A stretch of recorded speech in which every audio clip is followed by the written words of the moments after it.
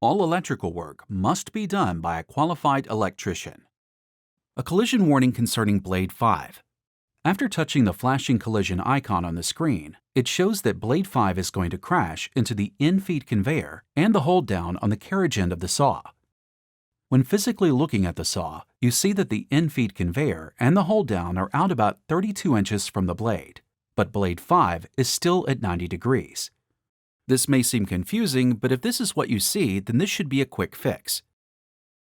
First, with an e-stop pushed in, go down to the stationary end electrical panel and pull out the maintenance jumper. Now make sure that blade 3 is at 90 degrees.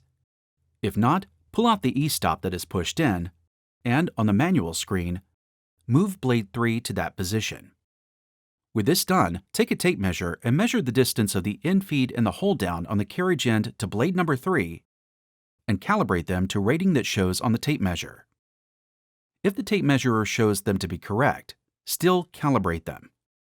Now, on the manual screen, touch the blade 5 and the cut icon if you see that blade 5 is physically out of the cut, or push the out of the cut icon if you see that blade 5 is physically in the cut. Once that is done, reverse the process. Now with an e-stop pushed back in, go down to the electrical panel on the stationary end and push the maintenance jumper back in. With that done, pull out the e-stop that was pushed in. The flashing collision icon should be gone.